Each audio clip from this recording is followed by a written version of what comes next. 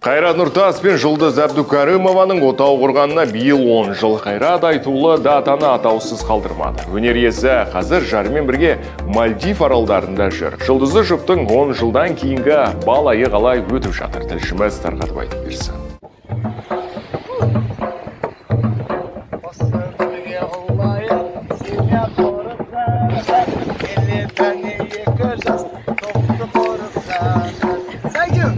Қайрат Нұртас пен Жұлдыз Әбдукәрімова қазір Қазақстанда ең көп талқыланатын жұптардың бірі. Бірақ 10 жыл бойы әншінің жеке өмірі құпияда сақталғандықтан Жұлдыз жайлы көбісі білмейтін. Тек кейбіреулері Қайраттың жұбайы мен балаларының бар екенін айтып, болжам жасаған еді. Ал әншіге ғашық қыздар тіпті оның отбасы жоқ деген қауесетке сеніп қуанып жүрген. Алайда Қайрекең 2017 жылы жарымен бірге киноға түсіп, оны көптің алдында таныстырды. Қаншама жыл отбасының ұйытқысы болып, күйеуінің көлеңкесінде жүрген Жұлдыз лезде жұртшылықтың сүйіспеншілігіне бөленген.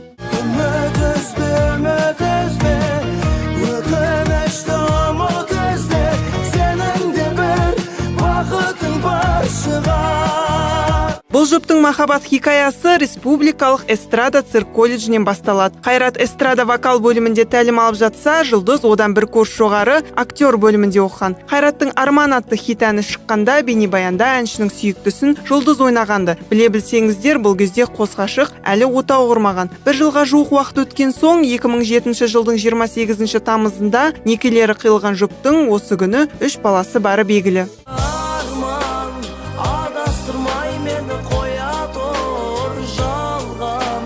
Құшағыңды маған жая тұр, жүрек сені сақтай алмадым.